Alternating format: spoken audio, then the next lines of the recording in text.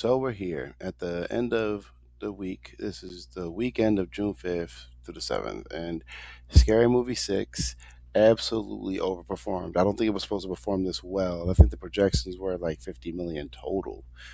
But it actually opened up to 105 million. And if we're looking at some top things here, that's a big deal for that. That is the biggest opening in the franchise history.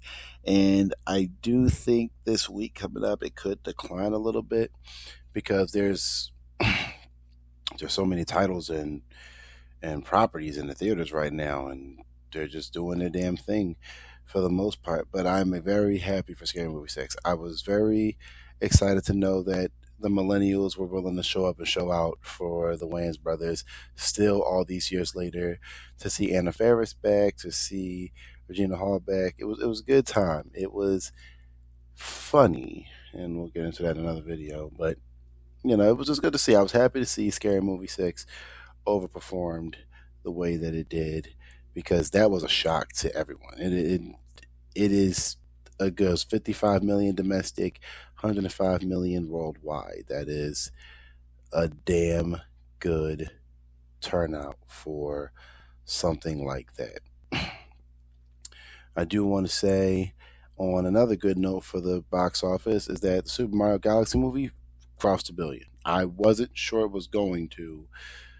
I was just pretty much like, okay, this may not make a billion because it's starting to slow ride real hard, but it eventually crushed it to make it to a billion. I think Illumination's probably gonna pull it now, maybe this weekend or next weekend, but I don't think Super Mario Galaxy movie is gonna be available theater wide basically after this week. I mean, they got to make room for stuff that's coming out, and June has a lot.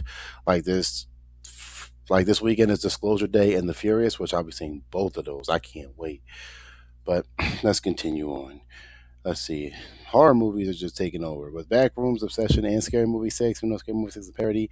Horror movies are just doing what they got to do right now. 2026 is living pretty much off of a bunch of movies, but horror movies are just doing a damn thing. Um, Again, family movies are as reliable, such as Mario, and I think Mario only cost about $110 million. So for it to cross a billion, that is extremely profitable. We just got to find out how much profit they got for it. Michael is at, I believe, 888 million now, which means it's ever so closely leaning into the 900 million range. And it actually releases in Japan this weekend coming up. So I am very excited to see those numbers there. Michael cost about 150 to 170 million dollars, and for anybody who's got a problem, the movie is Edge has been profiting pretty much since its second weekend. I'm pretty sure. So do what you want with that information, but it's close to 900 million, and being it a $1 billion film, if it ends up being $1 billion film, that's going to be a big deal for Lionsgate, and it's also going to be a big deal for Jafar Jackson, the people who worked on the film. It's going to be a big deal for Anton Fuqua as a director.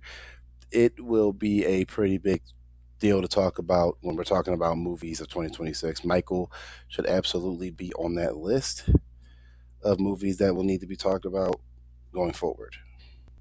Like that's just a sure fact, because that could be the second $1 billion film of the movie, a $1 billion film of the year. So let's leave that where it is. And it's just good to know that some other movies are just kind of staying afloat. But I just want to talk about the big things. Like Obsession has reached 225 million on that less than $1 million budget. That is one of the most profitable movies of the decade. And it's only like what, its third, fourth weekend? And Backrooms on its second weekend, I believe, has just crossed 212.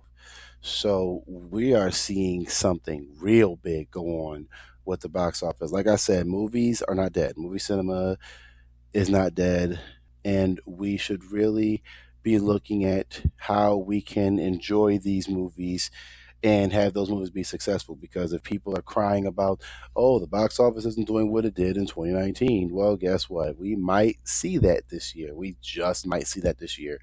We might also see just movies where you wouldn't think would do successful end up doing successful. I would like for movies like The Furious and Disclosure Day to do really well at the box office, but it's not a guarantee. It is not a guarantee that they will. And I mean, I would like for Disclosure Day to do well. I mean, it looks good, it looks interesting, and it's Steven Spielberg.